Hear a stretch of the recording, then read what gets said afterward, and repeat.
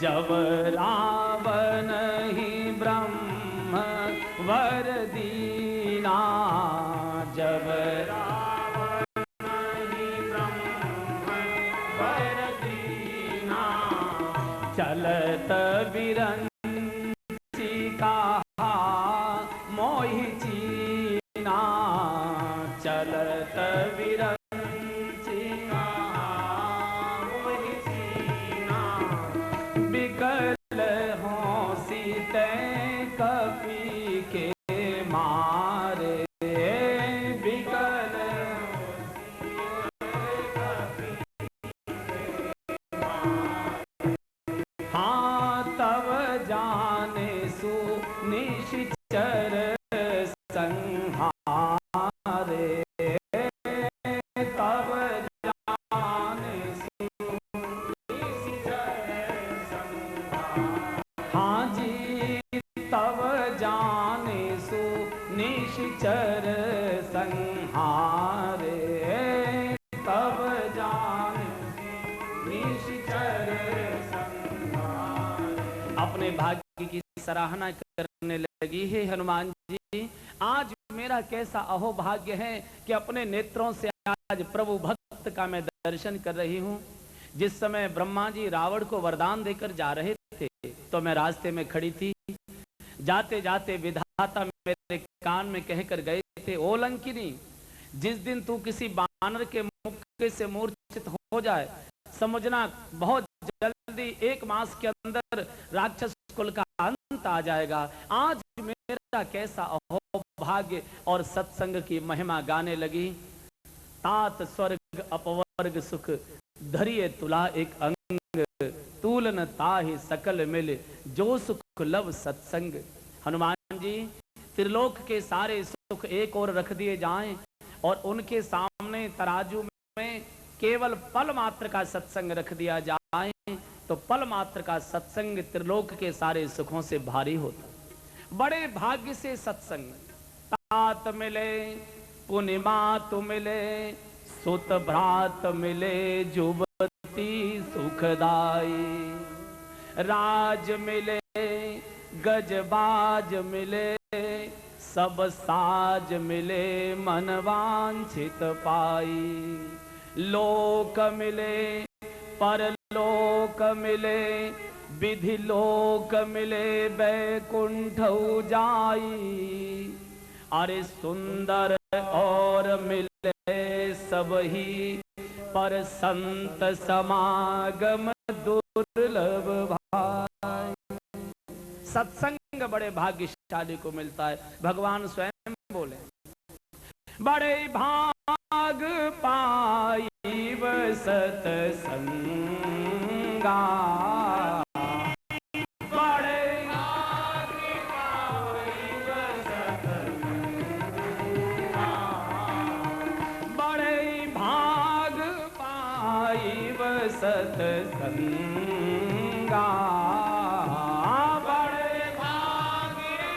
बड़े भाग्यशाली को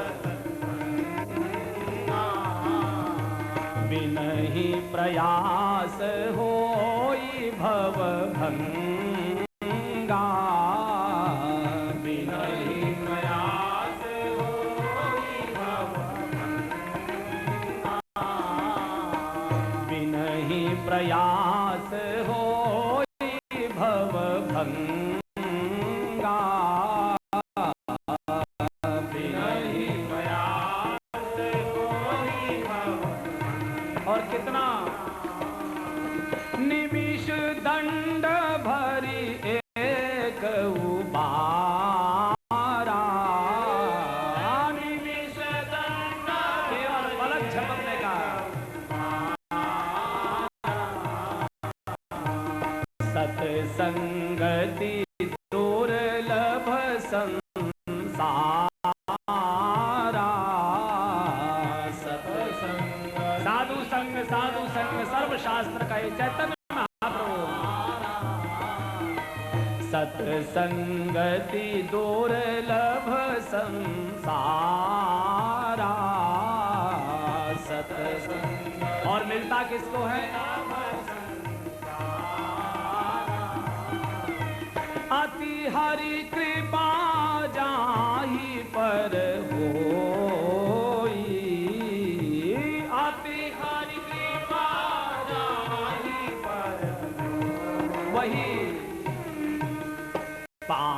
दे एहि मार्ग सोई, पाव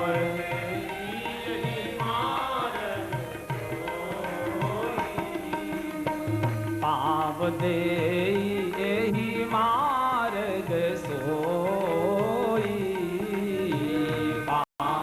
इसलिए बाबा जी ने लिखा है, जय अति खल विषयी बक कागा, जय अति खल विषयी बक कागा,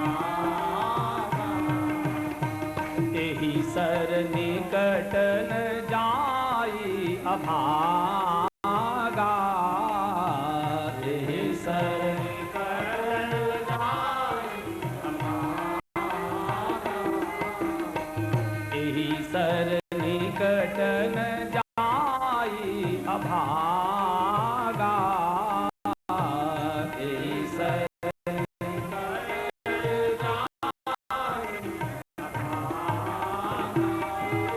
गोस्वामी जी कहते हैं सत्संग में अभागे लोग नहीं आ सकते। अति हरि कृपा जाहि पर होई, सत्संग बड़े भाग्यशाली को मिलता है। आप अपने भाग्य की तुलना किससे कर पाओगे? लोग सत्संग को तरसते हैं और आप सत्संग में बैठे हो।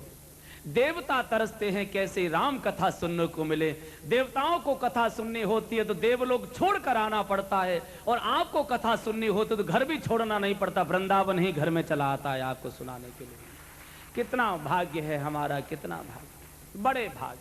आज भाग्य की सराहना करती सत्संग की महिमा गाती। अब आप देखिए, ये तीसरी बाधा हनुमान जी के मार्ग में आई। ये भेद बुद्धि का प्रतीक है, भूलोक की बाधा। भेद बुद्धि क्या है? ये कहती है कि मैं चोरों को खाती हूं। तो हनुमान जी ने कहा कि तेरी बुद्धि बिगड़ी है क्या? अगर तू चोरों को खाती है तो जो चोरी की जानकारी करने आया है, चोरी का पता लगाने आया है, उस साधु को तू चोर कहती है। और दुनिया का सबसे बड़ा चोर रावण, जो मेरी माँ को भी चुरा कर ले आया, उसकी तू रक्षा कर रही है। अगर चोर ही तू खाती है तो सबसे पहले रावण को खा, तब मैं तुझे मानू सिद्धांतवादी। और बुद्धि खोपड़ी में रहती है। संत ने मुक्का मारा, रावण का राग जो भरा था वो रक्त निकल गया, लंकिनी विरक्त हो गई। और जैसे जीवन में विरक्ति आती है तो सत्संग की ही जीव चर्चा करता है और दूसरी कोई चर्चा करता नहीं, भगवंत ही चर्चा करता। भेद बुद्धि, ये तीसरी बाधा। और जब तक किसी भी प्रकार की भेद बुद्धि बैठी है, किसी भी प्रकार की भेद बुद्धि, ये मेरा लड़का है, ये भतीजा है, अपने लड़के को थाली परोसेंगे तो दाल में 2 चम्मच घी, और भतीजे की दाल में 1 बूंद घी। अपने लड़के को भोजन तो गरम गरम ताजा भोजन, और नौकर को देंगे तो सबका बचा हुआ झूठा और बासा भोजन। अपने लिए सामान खरीदेंगे, कपड़े खरीदेंगे तो बढ़िया टेरिकॉट, बढ़िया पॉलिस्टर, बढ़िया सिल्क। और पंडित जी को, साधु को दान देंगे तो ऐसी धोती कुर्ता जिसमें से चाय भी न छानी जा सके। इतना भेद, इतना भेद। जितने मैं कथा में देखता हूं, कई बार बर्तन ऐसे चढ़ते हैं, पता नहीं कोई अलग फैक्ट्री है क्या कथा वालों के लिए। ऐसे कटोरे जिसमें 10 ग्राम साग भी ना आवे, तुम इतने बड़े कटोरे में खाओ। और महाराज को इतनी, ऐसा गिलास देंगे, चढ़ाएंगे, हाथ अगर पंडित जी मांजे तो हाथ ही कट जाए नहीं, आधा घूंट चाय भी ना। ये भेद नहीं चाहिए। अच्छी से अच्छी वस्तु, साधु को, ब्राह्मण को आप अनुष्ठान कराते हो, मुझे बड़ा अजीब लगता है। अपने लिए बढ़िया से बढ़िया चीज, बढ़िया से बढ़िया फल अपने लिए, और कथा में चढ़ाने को लाएंगे जिनको कोई खा ना पाए, एकदम सड़े।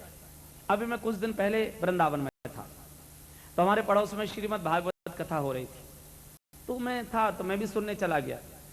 अब ये मालूम है कि कथा में खाली हाथ नहीं जाना चाहिए, कोई फल पत्र पुष्प जरूर चाहिए। तो एक ठेली पर सेब बेच रहा था, तो मैंने कहा भैया ये सेब किस भाव में? बोले महाराज जी 16 रुपए किलो। तो एक इधर शायद हरियाणा की माता जी थी, बोली उनकी यहीं की, वो करनाल की नहीं थी, कहीं कुरुक्षेत्र वगैरह की थी। तो बोले भैया हमको दे दो सेब, हमको जाना है जल्दी। मैंने कहा माता जी को आप पहले दे दें, मुझे बाद में देना। तो माता जी ने 16 रुपए किलो के 1 किलो डेलीशियस सेब ले लिए, रख लिए कंडिया में। एक कोने में ठेली में उसके में हरे हरे काने काने कुतरे से सेब रखे थे। वो माता जी उनको टटोने लगी। बोले भैया ये किस भाव है? बोले माता जी हैं तो 8 रुपए किलो, पर आपके मतलब के नहीं। बोले आधा किलो इनमें से दे दे। अरे बोले आप ये और अच्छे ले लो, आप क्या करोगे इतने बड़े घर की, ये सेब आपके मतलब के नहीं है। बोले बच्चों के लिए तो मैंने ये ले लिए। और बोले ये तो कथा में जाके चढ़ाए। भगवान की कथा में सड़े से साले की शादी में जाएंगे तो ब्लैक से गड्डी नई खरीद के ले जाएंगे नचकइयों को उड़ाने के लिए, और भगवान की कथा में चढ़ाएंगे तो सड़े हुए कटे हुए नोट। और कितने चालाक हैं, साईं लोग मुझसे मिलने आते हैं, ज्यादा नहीं चढ़ाते, 10-5 लोग ही चढ़ाते। उनमें 2 50 के नोट ऐसे थे जो 10 रुपए में भी नहीं जाएंगे। बड़ा अजीब लगता है, कैसे लोग हैं। आशीर्वाद, फटे नोट चढ़ाओगे, सड़े हुए फल चढ़ाओगे, और आशीर्वाद कैसा दूं? बढ़िया दूं? चलो भाई मैं तो बढ़िया ही दूंगा, तुम जैसा चाहो वैसा चढ़ाओ, तुम्हारी मर्जी।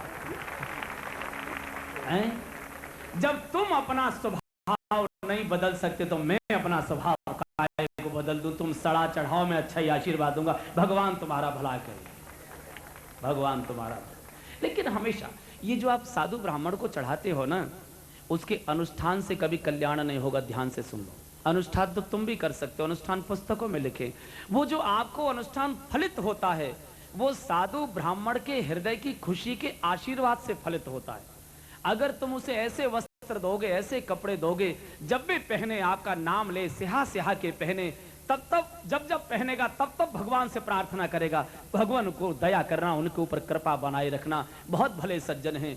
और आपने ऐसा सड़ा हुआ चढ़ा दिया, दे के फेंक देगा, और 4 जाने क्या क्या बोल के जाएगा आपके। इसलिए अच्छी, मुझे बड़ा आश्चर्य, ये जो देवी जी को या जो सत्यनारायण कथा में ये जो नारियल चढ़ाए जाते हैं, थोते नारियल, अब सत्यनारायण की कथा में नारियल थोता चढ़ाओगे, देवी के मंदिर में नारियल थोता चढ़ाओगे, और आशीर्वाद भरा लोगे, आशीर्वाद भी थोता मिलेगा। पता नहीं किसने ये चलाया है, पता नहीं कोई नारियल का व्यापारी था, उसने सोचा ये थोतों का क्या करे तो यही धंधा कर दें। बोले देवी को यही अच्छा लगता है, थोते नारियल जिसमें कुछ नहीं होता। अरे चढ़ाना है तो हरा गोला चढ़ाओ, कम से कम प्रसाद तो बटेगा। और ये जो थोते नारियल हैं, इनकी कभी मुक्ति होती नहीं है, तुम्हारी भी मुक्ति नहीं होने देंगे। तुम दुकान से खरीद के लाते हो, तुमने कथा में चढ़ा दिया, कथा के पंडित जी की पंडितानी ने फिर दुकानदार को इकट्ठे हो गए तो बेच दिया, फिर वहां से तुम खरीद लाए, फिर वो कथा में चढ़ गए, कथा से पंडित जी के घर गए, पंडित जी फिर दुकानदार को दे आए। ये बेचारे नारियल चक्कर ही काटते रहते, इनकी कभी मुक्ति नहीं होती। इसलिए नारियल कहते हैं अगर तू मुझे चक्कर कटवाएगा तो मैं भी तुझे 84 के चक्कर कटवाऊंगा, मैं भी तुझे मुक्त नहीं होने दूंगा। बेटा कर ले तू कितना कर। अरे ताली मत बजाओ, स्वीकार कर लो मेरी बात। ताली किसी दूसरे को बजा रहे हो क्या? है?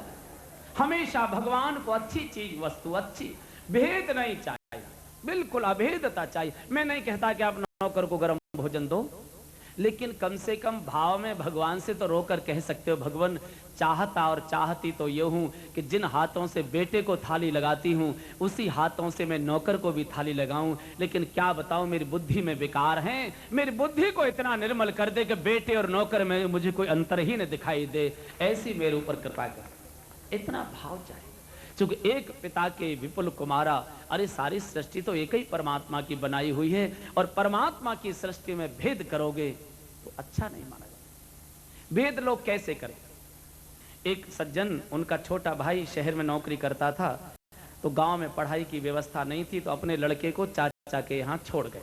आप जानते हैं अब चाचा का व्यवहार कैसा होता है, जो चाचा के पास रहे उनको अनुभव है। तो अब गांव का बालक बेचारा पढ़ने को आया, चाचा के घर का काम करे, परिश्रम करे, रूखी सूखी चाचा रोटी दे, दिन भर डांट लगाए, बच्चा बेचारा सूखा हो गया, एकदम कमजोर, अपने बच्चों को बड़ा प्यार करे।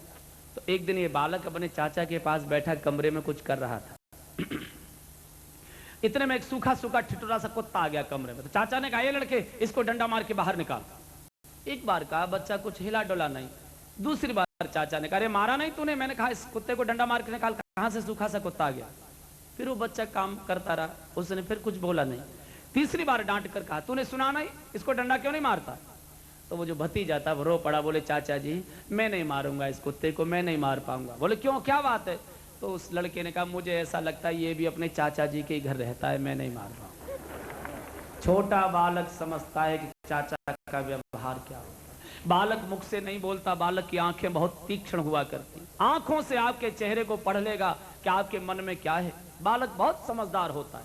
अभेदता चाहिए, साधु दृष्टि, कड़कड़ में ब्रह्म दर्शन, हर प्राणी मेरे ईश्वर का रूप है, सिय राममय सब जग जानी, निज प्रभुमय देखें जगत, ऐसी दृष्टि चाहिए। और जिसकी दृष्टि पवित्र हो गई उसको सृष्टि में फिर कोई विरोधी मिलता नहीं, भगवान का ही रूप दिखाई देता है। संतों की जैसी दृष्टि। एक बार हमारे संत एकनाथ जी महाराज, उनके शिष्यों ने कहा, महाराज इस बार महाशिवरात्रि पर और गंगोत्री का जल लाएंगे कावड़ से और रामेश्वरम में आकर अभिषेक करेंगे। तो कावड़ लेकर चले, 6 महीने आना, 6 महीने में जाना। चलते चलते काफिला रामेश्वरम के निकट पहुंचा। अगले दिन महाशिवरात्रि, संध्या के समय उन्होंने सागर की रेती में पड़ाव डाला। सोचा अगले दिन प्रातःकाल समुद्र स्नान कर अभिषेक कर देंगे। तो सायंकाल का समय एकनाथ जी टहलने को निकले तो देखा एक बालू के गड्ढे में गधा एक पड़ा हुआ, कई दिनों से भूखा प्यासा तड़प रहा है। शरीर सूखकर हड्डियों का ढांचा, नेत्र बाहर को, जीव बाहर को आ गई, लंबी लंबी श्वासें। और जैसे एकनाथ जी को देखा तो गधा छटपटाने लगा। संत को गधा भी पहचान जाता है कि मेरी रक्षा कर सकते हैं। एकनाथ जी को तरस आ गया। सोचा पता नहीं कितने दिन से भूखा प्यासा तड़प रहा है, अगर इसको थोड़ा सा जल मिल जाए, गंगा जल मिल जाए, शायद प्राण बच जाएं। और नवी प्राण बचेंगे तो अंत समय में गंगा जल इसके मुख में चला जाएगा, इसकी मुक्ति हो जाएगी। तो अपने सेवक को कहा कि जाओ जरा मेरी कावड़ लेकर आओ। तो सेवक महाराज की कावड़ लेकर चला तो कई शिष्य और आ गए। बोले महाराज क्या करना है इसका? बोले इस गधे को गंगा जल पिलाना।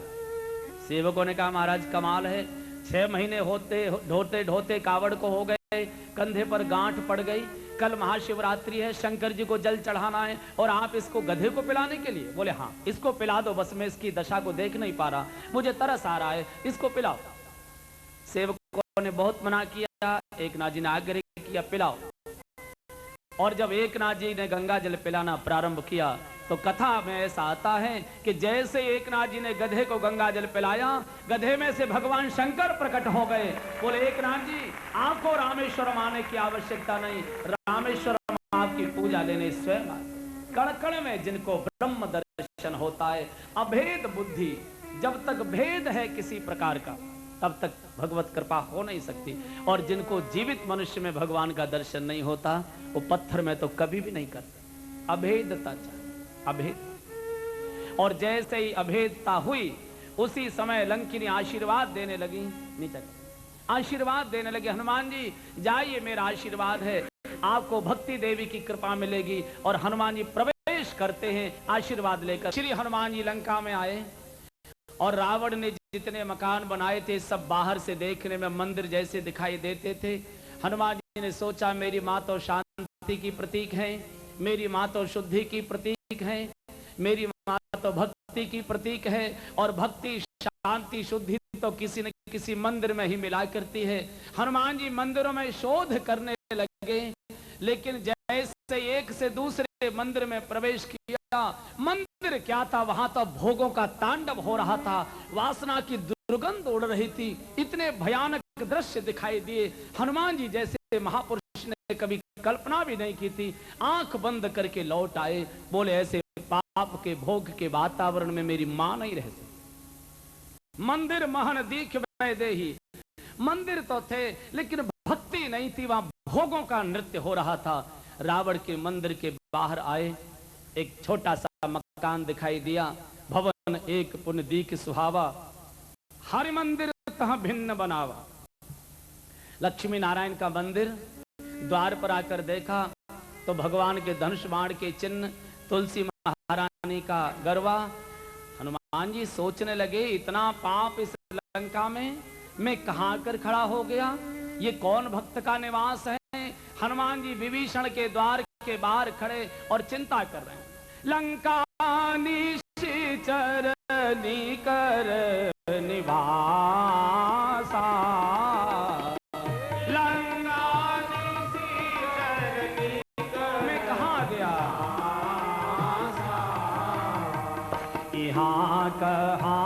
सज्जन करवासा, यहाँ कहाँ सज्जन करवासा, यहाँ कहाँ सज्जन करवासा,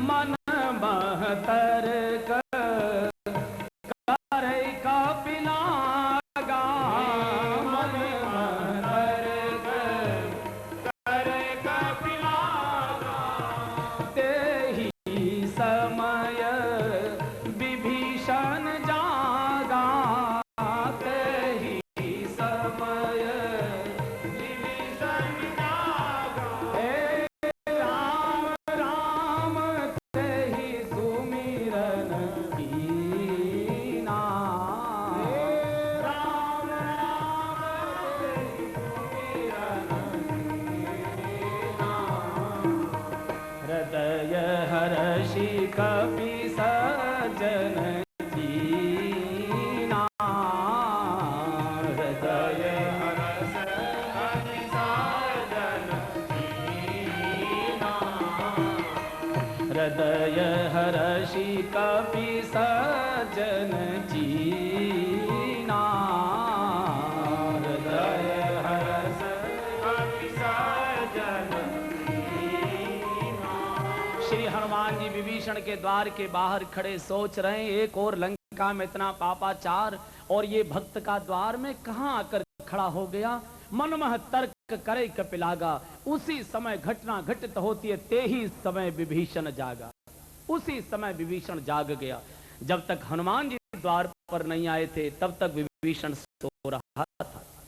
जब तक हमारे जीवन की देहली पर द्वार पर किसी संत का प्रवेश नहीं होता तब तक हमारा जीवन सोया ही माना जाएगा। और जैसे विभीषण जागा तो क्या बोला, श्री राम श्री राम श्री राम का कीर्तन करने लगा और हमारे जीवन में जागृति आ गई।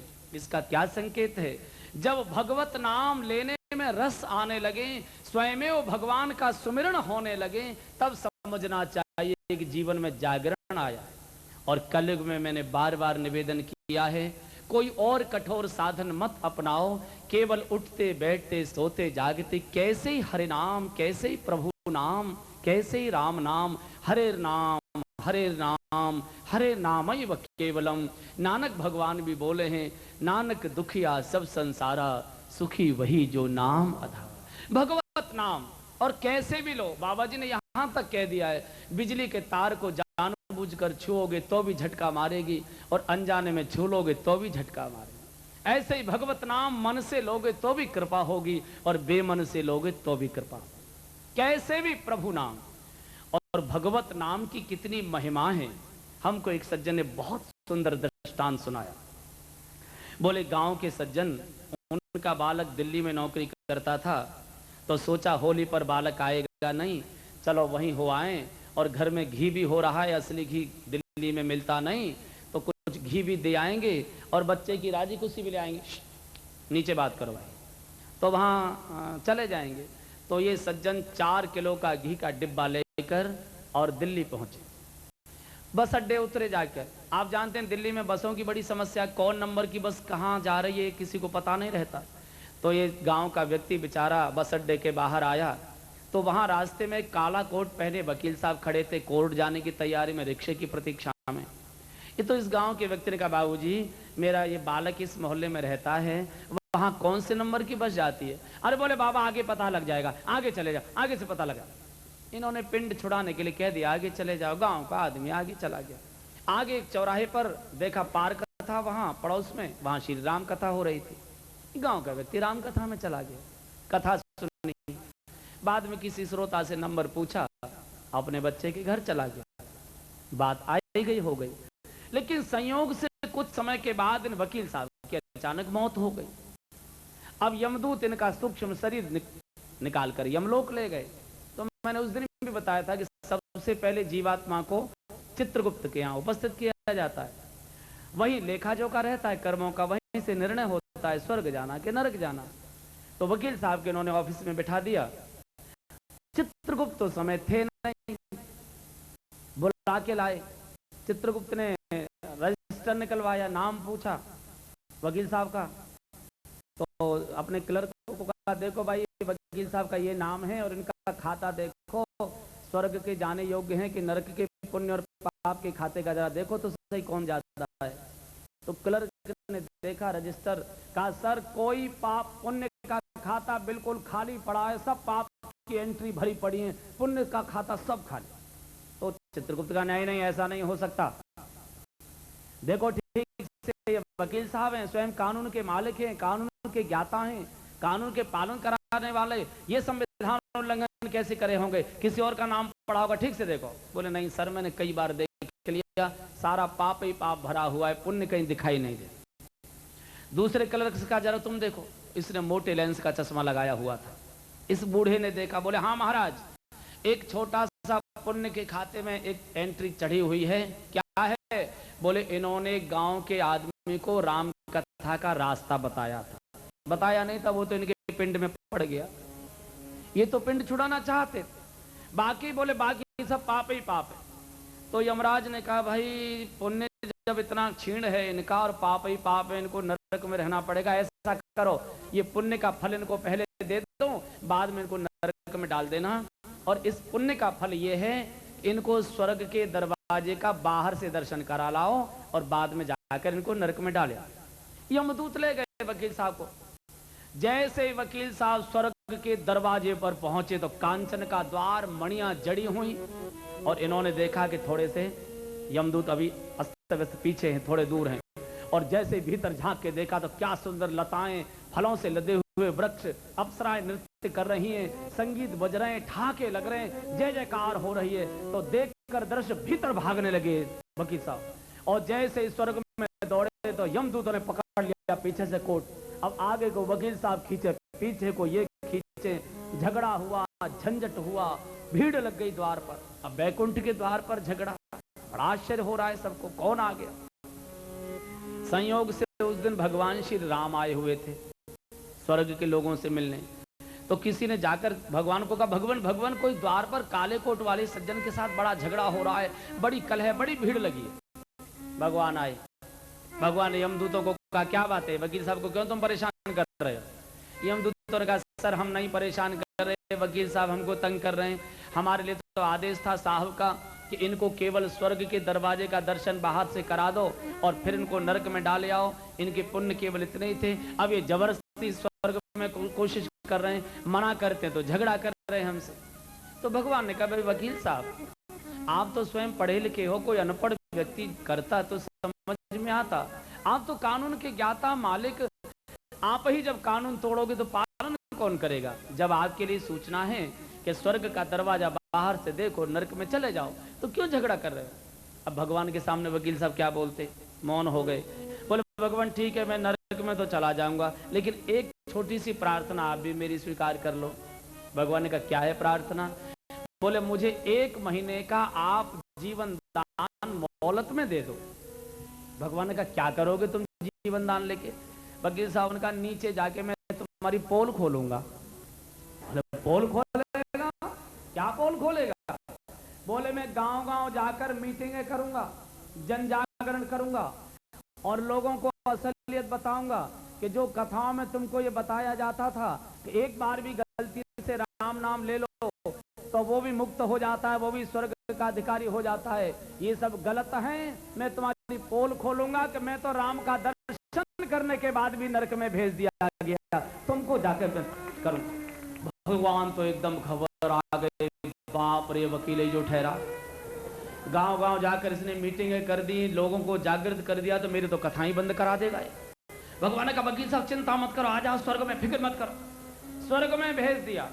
लेकिन भगवान ने आगे के खतरे को मिटाने के लिए वही सावधानी की। वहीं उसी समय यमराज का संविधान मंगाया और खड़े खड़े अपने कलम से उस संविधान में एक संशोधन लिख दिया कि आज से आइंदा कभी भी गलती से किसी भी वकील को स्वर्ग के दरवाजे का दर्शन कराने की आवश्यकता नहीं है। संशोधन लिख दिया। भैया को यहां तो ना बैठे हैं, और बैठे भी हो तो मेरा क्या बिगाड़ोगे, मेरा कोई केस तो आने वाला नहीं। इसलिए शास्त्र कहता है इस कलयुग में जैसे भी हो प्रभु नाम लो, प्रभु नाम। लोगों ने पूछा महाराज कैसे लें, क्या बोलें? तब साधु ने कहता और कुछ मत करो, एक ही काम करो। बोले क्या करें? बोले मधुर मधुर नाम सीताराम, सीताराम मधुर